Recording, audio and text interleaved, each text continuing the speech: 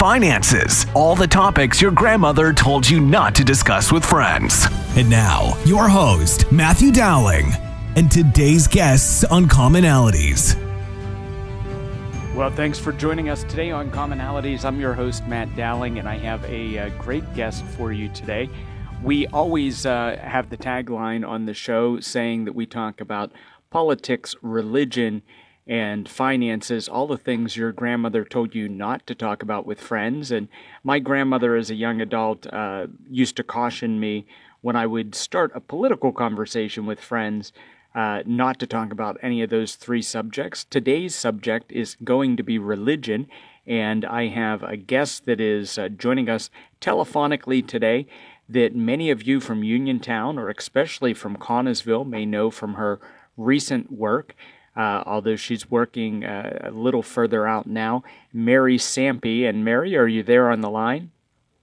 I'm here, Matt.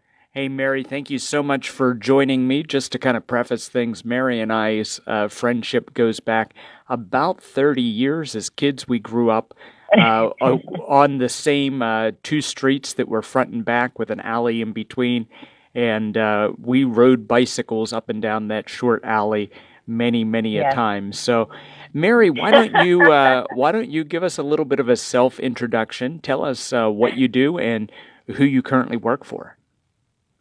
Sure. First of all, thank you so much for having me, Matt. Those were great times in that neighborhood, and I often look back fondly on them. So many kids that, had so much fun with. So those were great times, great memories. But my name is Mary Sampey. Currently, I'm the youth and young adult minister at Christ the Divine Shepherd for the Diocese of Pittsburgh, and those parishes are located in Monroeville and Penn Hills. But I am new to the Diocese of Pittsburgh. I am a homegrown Uniontown girl, as Matt said, and I grew up in Uniontown. I went to St. John the Evangelist Regional Catholic School, and I grew up as a Catholic. I've been Catholic my whole life since I was 3 weeks old and baptized at St. Anne's in Rostraver. And I went to school for Catholic theology and religious education. And I also went to Franciscan to get my master's in Catholic theology. And I've been in full-time ministry. And that's been everything from pastoral ministry to director of faith formation, evangelization, and currently youth and young adult minister for the last 13 years. So, Mary, one of the reasons I wanted to have you on is because I was very excited to read on Facebook and on social media that you will be co-hosting a new podcast that's going to be starting here very soon. Why don't you tell us a little bit about that project and what people can expect if they decide to tune in, and also where can they find this new podcast? Absolutely. So this is something that I've been wanting to do for a while. I talk about my faith a lot on social media. I think that it's really important for people to, not only Catholics, but Christians, people of faith, to realize that there are every single day people who struggle, who sin, who need God. And just because I work for the church doesn't mean that I need God any less. So a lot of times I feel like I am almost that voice for those on the outside that they can reach out to. A lot of times, especially in the Catholic faith, sometimes people feel uncomfortable reaching out to a priest at first. And so I try to be that listening ear for people. So I've been talking about religion for a long time in the public sphere, and I'm not afraid to talk about it. People know that I'm a woman of deep faith, and thankfully most people respect that fact, and you can believe that if I walk into a room, we're probably going to talk about religion at some point in that conversation if I'm meeting you. And I've been wanting to do a podcast for a long time, but I thought it was really important to have the perspective as well, not only as a lay person in the church, but from our priests as well. So there's a perspective for everyone. There's a perspective on what the Catholic Church says, teaches, believes as the apostolic authority of the church through our priests, but also as a perspective of a lay person, as someone who's married, has kids, who is a woman in the Catholic Church in leadership. So we're going to be talking about all the Catholic things, but also about Christianity in general and what we are called to as Christians, particularly who we are called to be as missionary disciples and what we are supposed to be doing in the culture that we live in order to effectively be the disciples that we're made to be. And your new podcast, if I'm correct, is titled From Sheep to Shepherd. And Yeah. And I think some of the items that you just mentioned make that a great theme or a great title for your podcast. Now, in the first episode, you're going to be talking about the woman at the well and sharing some of your, as you said, some of your personal faith journey as well. Why don't you give us a little glimpse into what you'll be talking about or what you talk about with the woman at the well? Sure. So the first podcast is going to be on Monday, March the 6th, which also happens to be my birthday. So I was really excited I was going to get to share my personal faith story that day. It's going to be live on Facebook, on the Christ the Divine Shepherd Facebook page, and on our YouTube channel, and it will also be available on Spotify.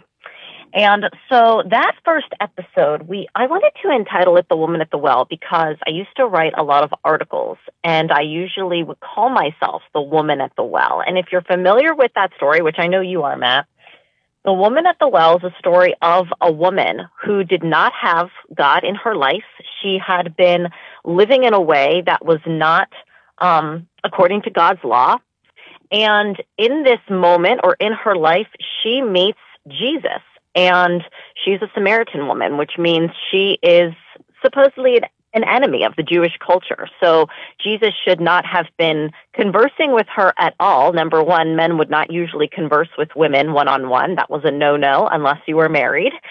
And he also meets this woman who is his enemy at this well, and he meets her where she is. He doesn't judge her. He seeks her out.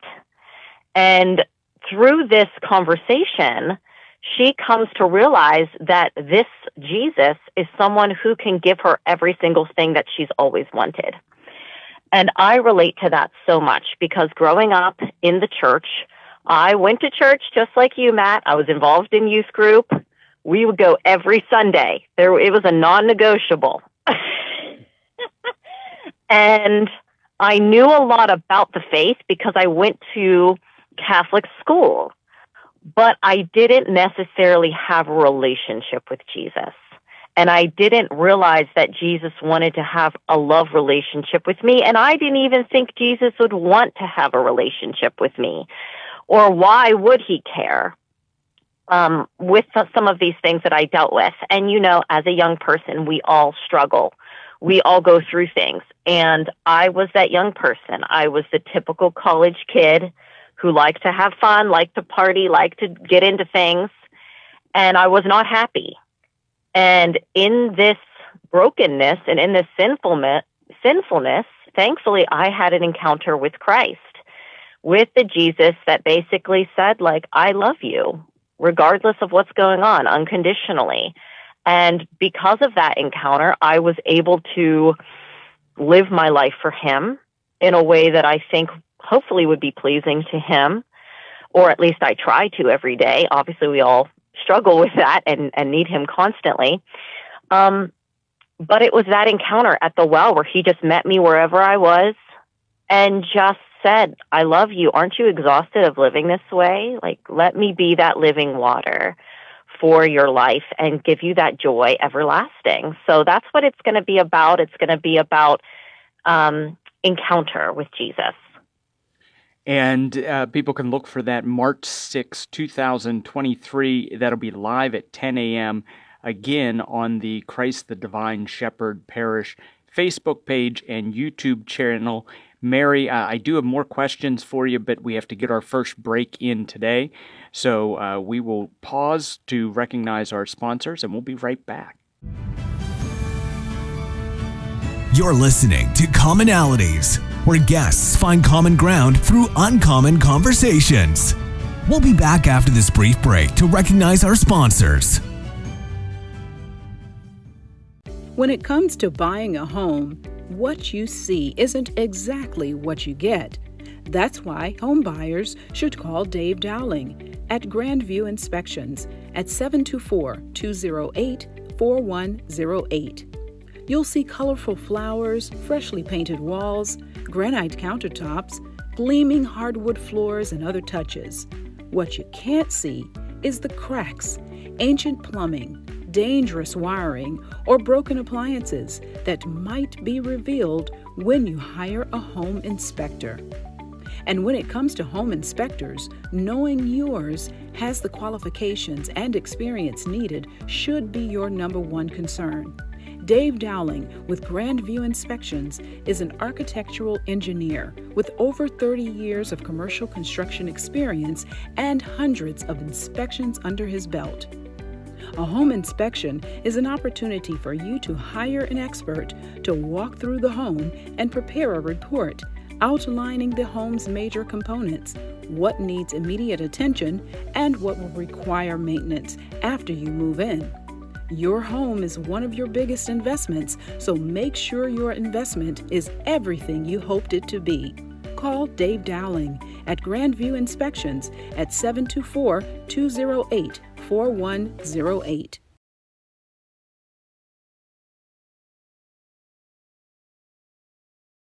Is your business using analog strategies in a digital marketing world? If so, then contact Matthew or Rebecca Dowling at Coordinated 360 for a professional consultation, where we bring in-depth knowledge and functional expertise with a holistic perspective. Coordinated 360 provides digital marketing, paid ad and media buying services, web design, social media management, video production, and more for businesses, organizations, and political campaigns. With decades of experience, Matt and Becky at Coordinated 360 can help you craft your unique message and share it with the world. For a no-risk media evaluation and recommendations, call 724-320-2212 or visit us online at www.coordinated360.com. Find us also on Facebook, Instagram, and Twitter, or email info@coordinated360.com.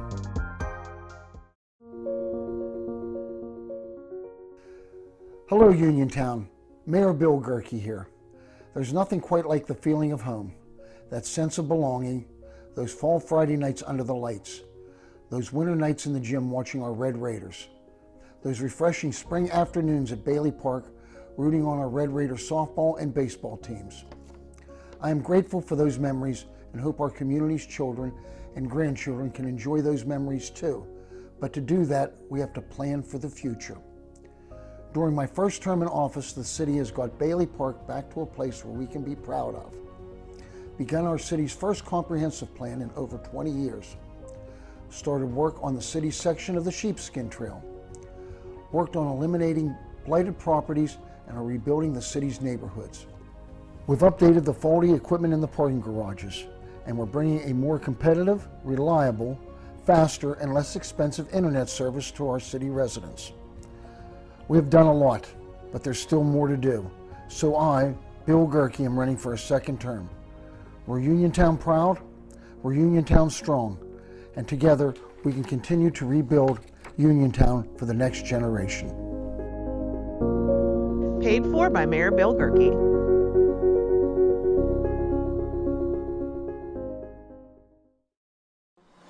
Are you enjoying the program you're listening to? Support Commonalities and help keep us on the air by making a donation of $5, $10, or $25, or any amount you feel comfortable sharing online at donate.commonalities.online.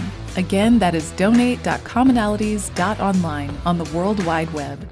Buy our host a cup of coffee or help pay for airtime at donate.commonalities.online. I'm Melinda Delarose. As an assistant district attorney, I've protected Fayette County families and fought to uphold our constitutional rights. As a prosecutor and trusted local attorney, I've provided victims of crime with a strong voice and put criminals behind bars. My pledge to you as judge is to follow the law, always maintain the highest ethical standards, and to run a courtroom that's respectful of your time and tax dollars. I'm Melinda Delarose, asking for your vote for judge. Paid for by friends of Melinda Delarose. You're listening to Commonalities, where guests find common ground through uncommon conversations. Well, thank you for sticking with us. I'm your host, Matt Dowling, and my guest today is Mary Sampey. We're talking a little bit about religion as well as her new podcast that is going to be starting on the 6th of March, where she will be co-hosting with the priest from the Christ the Divine Shepherd parish in the Diocese of Pittsburgh. And Mary, before we get too far into anything else about our faith backgrounds or our religion or your podcast, I want to take a moment to invite you and your family out to an event that my wife Rebecca and I are putting on. And it is the first annual Uniontown Pierogi Party. And it's going to be a lot of fun. We just put out a press release yesterday that we're going to be doing this on Saturday, March 25th from 11 a.m. to 6 p.m. In addition to inviting your family, we invite the community as well. We'll be at the Uniontown Senior Center that's on North Beeson Avenue in Uniontown, making pierogies to feed 200 local senior citizens over that week following, that are at the Community Action Senior Centers in Fairchance, Bullskin, the Mountain area, and Uniontown. We did this back, my wife and I, with my parents and one other couple.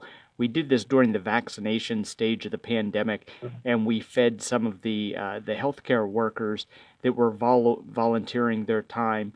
At that point in time, I think we made 23 dozen or so pierogies, but this time around, our goal is to produce 1,000 pierogies in 6 hours, and we hope to have at least 30 volunteers. So if you and your kids or your husband, if you're available, please join us for that. And the general public, if you want some more information about that, you can visit http://polish.matthewddowling.com, or just visit my site, matthewddowling.com.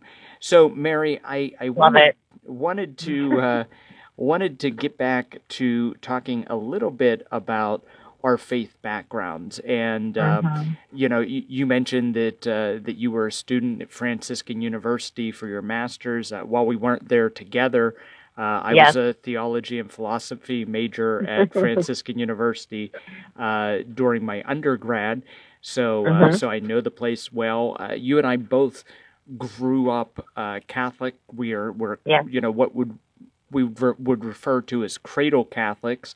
So we don't know really anything else. Although over my years I've had exposure to other faith backgrounds and have enjoyed worshiping and celebrating with people who are United Methodist and Baptist and so forth. What I wanted to, give you a chance to kind of expand upon is, how can we as Catholics, and in southwestern Pennsylvania, especially if you eat pierogies on Friday, you're probably Catholic. You can't throw a stone without hitting a Catholic in southwestern Pennsylvania. Not that you'd want to do that, but that being said, how are Catholics called to interface with our brothers and sisters in Christ who are of other denominations, and how do we go about, as Catholics, I think sometimes we throw this immediate shield up to say, we're right, and we want to be defensive about the accusations that are sometimes made that we have statues in our churches, or we worship Mary, or things of that nature. So what's your advice to a Catholic who may have friends of other denominations, and how can we still share our common faith with them? Great question. I'm so glad you want to talk about this because, number one, we live in a world that is very anti-Christian in general in our culture. And so to me, the fact that Christians are spending any amount of time arguing with each other is such a colossal waste of time because we need to be united like never before. there's no time to lose. We should be spending time concentrating on the things that unite us. And there are misconceptions on both sides. I'm not going to say that I haven't heard Catholics, say things like they're going to pray for people that aren't Catholic because, they're of that generation where they truly believe if you are not Catholic, you are not going to be in heaven, which is not what the Catechism of the Catholic Church says, but that's kind of what they grew up to believe. And then on the other side, you have misconceptions in the Protestant church of them saying that we're not really Christian or that we believe that we have to work our way into heaven. And something that really helped me was actually when I started dating my husband, who grew up in the Protestant faith. And as a cradle Catholic, I had never really been exposed to any other form of worship outside of Mass. So he took me to my first Christian service at the church that he had been going to. And I got to meet a lot of people that were Christian in non-denominational church. And they knew that I was Catholic. And thankfully, they realized through my witness, through my life, that I did in fact believe that Jesus Christ died for me, that he rose again, and that he's my Savior, and that I have a relationship with him. And because of that, it really started breaking down a lot of those walls. So what I would say is, don't not have that conversation, because a lot of times we just don't want to talk about it because it can be awkward. We should be concentrating on the things that unite us, not the things that separate us. So for a long time in my marriage, for the first 10 years, my husband and I concentrated on the fact that, number one, we believe in God, we believe in Jesus Christ, and we believe in the Holy Spirit, and we believe in the power of the church, and that we want to follow Christ. Those other things that separate us, yes, they do divide us in certain ways. I don't want to minimize that fact. However, once you have a solid foundation, you know that we're playing on the same side. We are on the same team. How can we work together?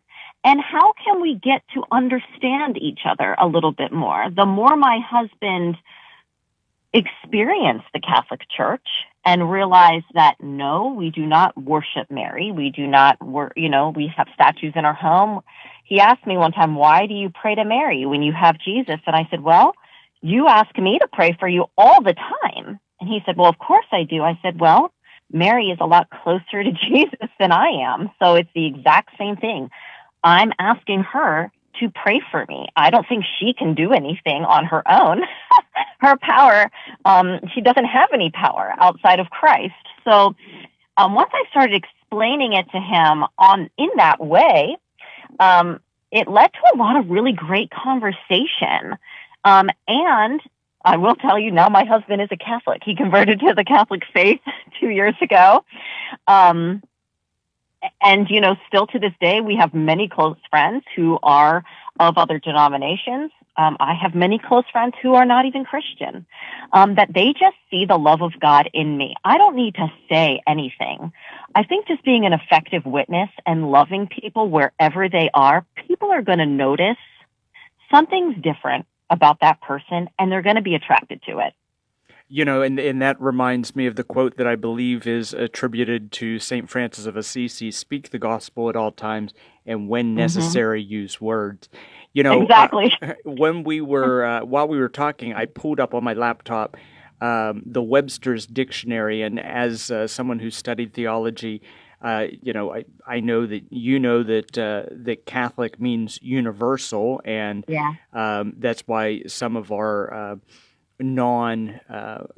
big C Catholic brothers and sisters in Christ will pray the creed that uses the word Catholic in it. But what I was interested in was the second definition that it shows as an adjective is broad in sympathies, tastes, or interest. And then it gives us a sentence that says she is Catholic in her taste of music. And that was interesting to me, that really it doesn't have to just describe a faith background or a denomination, but it really means universal, broad in those sympathies, tastes, or interests. Mary, we have to get, I don't want to cut you off, so I'm going to give you a second to finish, but we do have to get to one more break, and then we'll come back to wrap up the show. You're listening to Commonalities, where guests find common ground through uncommon conversations. We'll be back after this brief break to recognize our sponsors. When it comes to buying a home, what you see isn't exactly what you get. That's why home buyers should call Dave Dowling at Grandview Inspections at 724-208-4108. You'll see colorful flowers, freshly painted walls, granite countertops, gleaming hardwood floors, and other touches. What you can't see is the cracks, ancient plumbing, dangerous wiring, or broken appliances that might be revealed when you hire a home inspector. And when it comes to home inspectors, knowing yours has the qualifications and experience needed should be your number one concern.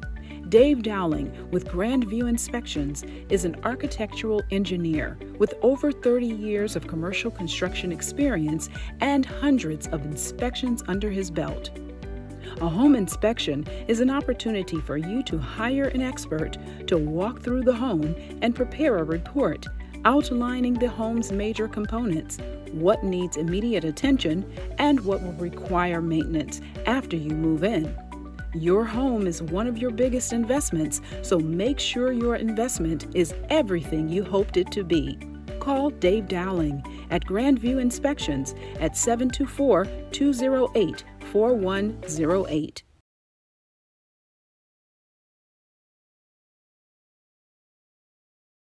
Is your business using analog strategies in a digital marketing world?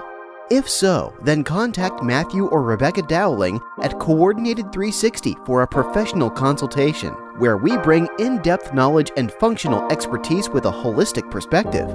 Coordinated 360 provides digital marketing, paid ad and media buying services, web design, social media management, video production, and more for businesses, organizations, and political campaigns. With decades of experience, Matt and Becky at Coordinated 360 can help you craft your unique message and share it with the world.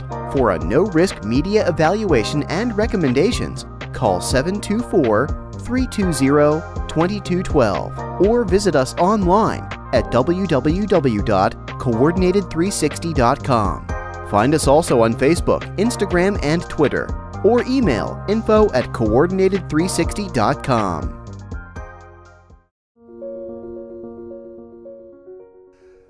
Hello, Uniontown. Mayor Bill Gerke here. There's nothing quite like the feeling of home, that sense of belonging, those fall Friday nights under the lights, those winter nights in the gym watching our Red Raiders, those refreshing spring afternoons at Bailey Park rooting on our Red Raider softball and baseball teams. I am grateful for those memories and hope our community's children and grandchildren can enjoy those memories too. But to do that, we have to plan for the future. During my first term in office, the city has got Bailey Park back to a place where we can be proud of. Began our city's first comprehensive plan in over 20 years. Started work on the city section of the Sheepskin Trail. Worked on eliminating blighted properties and are rebuilding the city's neighborhoods.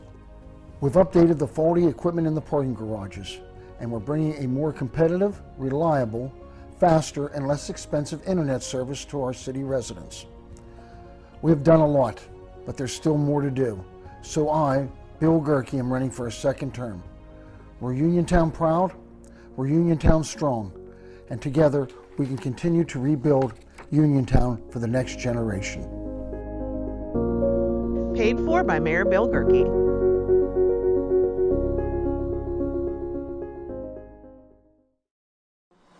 Are you enjoying the program you're listening to? Support Commonalities and help keep us on the air by making a donation of $5, $10, or $25, or any amount you feel comfortable sharing online at donate.commonalities.online. Again, that is donate.commonalities.online on the World Wide Web. buy our host a cup of coffee, or help pay for airtime at donate.commonalities.online. I'm Melinda Delarose. As an assistant district attorney, I've protected Fayette County families and fought to uphold our constitutional rights. As a prosecutor and trusted local attorney, I've provided victims of crime with a strong voice and put criminals behind bars. My pledge to you as judge is to follow the law, always maintain the highest ethical standards, and to run a courtroom that's respectful of your time and tax dollars. I'm Melinda Delarose, asking for your vote for judge. Paid for by friends of Melinda Delarose. You're listening to Commonalities, where guests find common ground through uncommon conversations. Well, thanks for sticking with us. I'm your host, Matt Dowling, and my guest today is Mary Sampey. Mary works at Christ the Divine Shepherd Parish in the Diocese of Pittsburgh. She's been working in youth and young adult ministry for quite some time. Many of you from Connellsville may know her from your work, from her work out there. And she's a Uniontown native, and like I said at the top of the show, her and I have known each other probably for 30 plus years and have remained friends, so much credit to her on that part, because she's put up with me for that long. You know, Mary, I find it hard to have a show, regardless of what topic that we're on, where I don't mention politics, because since the early 2000s, I've either been on the sideline or directly involved in politics you know, in one way or another. And I have a recent editorial that was run in some of the local papers that was titled "Why We Must Work Together on Common Goals." And I don't know if you know Dolly Parton's new song that she released, where she, in all of her Dolly Parton sass, you know, talks about why we should be faithful individuals in our everyday life. But the question that I have for you is one that I address in that piece that ran, and that is, you know, how much should we as American citizens expect our politicians to talk about their faith background or faith in general? And I have a statistic I wanted to share, and then I'll turn it over to you for your opinion. But in the past decade, more Americans said political leaders express religious faith too little, that was 37%, rather than too much at 29%. And that was according to the Pew Institute. So what's your opinion, Mary?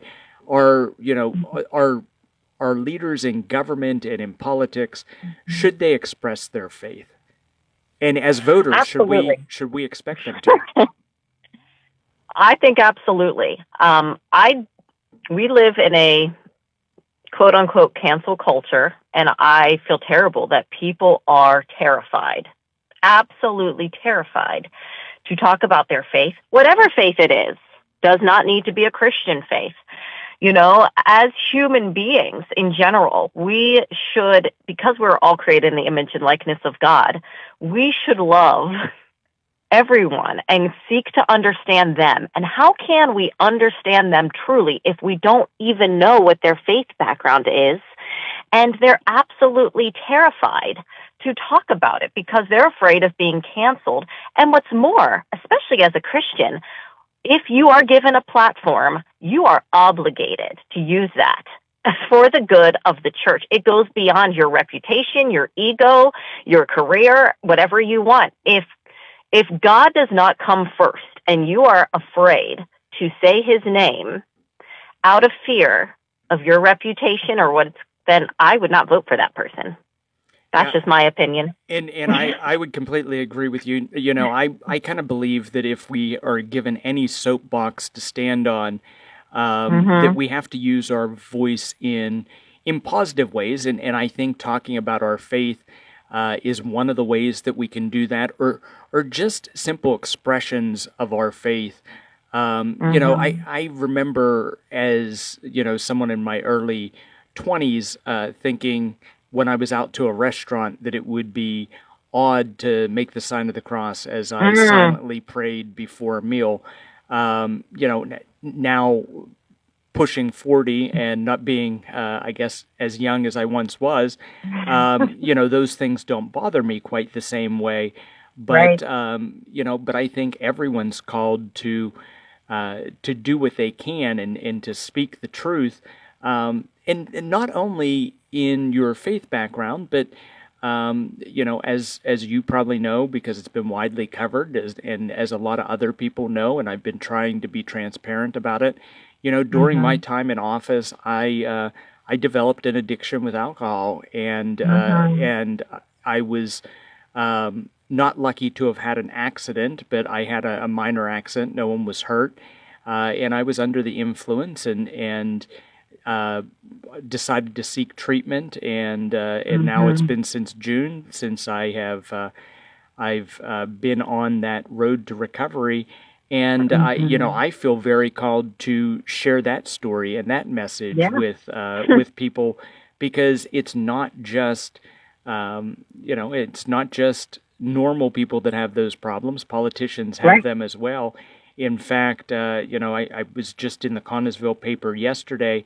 A piece I wrote about John Fetterman. Senator Fetterman and I would not ever agree politically. In fact, we battled it out while I was in the state house and while he was lieutenant governor. But I see an extreme strength in him, and I think he took a courageous act to get the psychological, help that he needed and the treatment that he needed, and I think that's fantastic. So I think we are called to speak the truth kind of at all times, no matter what it is. Right. We only have a few minutes left, Mary, but what I wanted to talk to you about, and I know, if we were having tea this afternoon with a bunch of Catholic ladies in their, late 60s, early 70s, one of the things that we'd probably hear is that young people today just aren't engaged in the faith like we used to be. And, I know you've probably heard that around the dinner table. And truth be told, I probably would agree with them.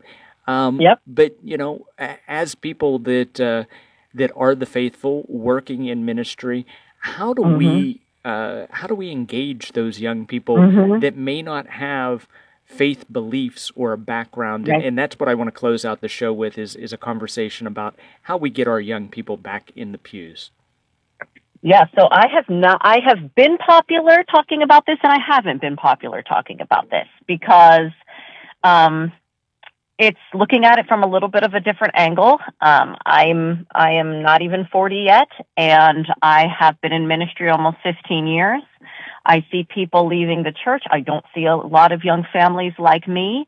And, I have been dedicated for the last almost 15 years of my full-time ministry in being a missionary disciple, and that means going outside of your church building and being Christ, engaging the community. And we don't do this a lot as Catholics. What has worked in the past is that we are Catholic in name. We go to church, and we just assume people are going to show up for our meetings, for our social events, for our pancake breakfast, coffee and donuts. And when they don't, we blame them. Now, would the disciples do this? I mean, they were in the upper room with the doors locked, and imagine if they would have just stayed there and assumed everyone should just come to them, and they blame everyone if they don't show up. Absolutely not. We need to be looking at ourselves. The things that used to work aren't working. And so the first thing I do when I go into a church community is say, how actively are you engaged outside of the four walls of your church in your local community? Do people even know you exist? And if they don't, that's the very first thing that we need to be working on. How are we bringing other people in? And once we get them, what kind of church are we bringing them to? Is it a welcomed parish? Is it a place where we're actually going to give them the empowerment to do the things that they want to do and cultivate a relationship with the Lord?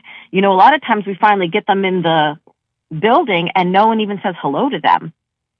So it's looking at it from a different point of view and really just honing into who we were created to be as disciples going out into the community in order to bring other people into us. And this has been highly effective. People don't want to invest in it because it's a scary thing. It's something different. It's not something that Catholics are used to doing. But we had great success in Connellsville. We had the highest RCIA. Those are people coming into the church in the Diocese of Greensburg, consistently year round, because we were very, very engaged in the community. I see the Uniontown Church is doing this. People know that they care and they want to be a part of that. Young people will get behind it. Absolutely. And I know that the Roman Catholic churches of Uniontown have been doing a lot to deal with food inadequacies and with hunger, and kind of those ministries where they're not preaching at all. They're just trying to take care of someone's basic human needs. Be the church. Just be it. And being Christ to others has been extremely important. In education, there's been an argument that's been made for free and reduced lunches and breakfasts. And the thought process is that if a student's basic human needs, like having a full belly when they go to class, have not been met, then it's very hard for them to be engaged in their class and to learn and to do well. I think everyday life is very much like that, where, if basic human needs aren't being met, then maybe going to church and participating on Sunday isn't at the top of your list, if you can't afford groceries that week. So, we as the faithful and people that have been blessed to have things, things like money and or time, we should be blessing others with those, so I completely agree with you. Mary, we're down to just a couple moments. I want to give you a chance to give any final thoughts and one more promo for your new podcast that's going to be starting if people want to listen and learn more. Yes, so thank you so much for having me on today. I thank the Uniontown community and the Connellsville community for always supporting every single thing, every missionary, every nonprofit, everything that I've ever done. Uniontown and Connellsville has always stepped up in a huge way for those initiatives. So thank you so much for your support, your prayers, your financial giving in those missions that I have done over the past. My podcast starts on Monday, March the 6th. Live on our Facebook page, Christ the Divine Shepherd Parish. It'll be on YouTube, and it'll also be on Spotify, and you can find it from sheep to shepherd. And my guest today has been Mary Sampey. We've talked a little bit about some of the writings that I've put out. If you want to read any of those, visit MatthewDDowling.com and click on news. You'll see all of my letters to the editor and news releases. And because I mentioned Miss Dolly Parton, who is one of my favorite singer-songwriters of all times. I mentioned that she just released on her 77th birthday the song Don't Make Me Have to Come Down There. And the lyrics that really stand out to me are, I gave you a book, you didn't read it. I gave you my word, you didn't heed it. Gave you a map, you said you didn't need it. And now you've lost directions. You're wandering aimlessly. Don't make me have to come down you. This is down there. It's not a game of truth or dare. So those are the words of Dolly Parton, which we'll close it out with today. I'm your host, Matthew Dowling, and this has been Commonalities on WMBS 590 AM 101.1 FM. This has been Commonalities, a show where guests find common ground through uncommon conversations. Copyright 2022 Coordinated 360. All public rebroadcasts should be done with prior written approval from Matthew Dowling. All requests should be sent to info@coordinated360.com. Thank you for listening to Commonalities.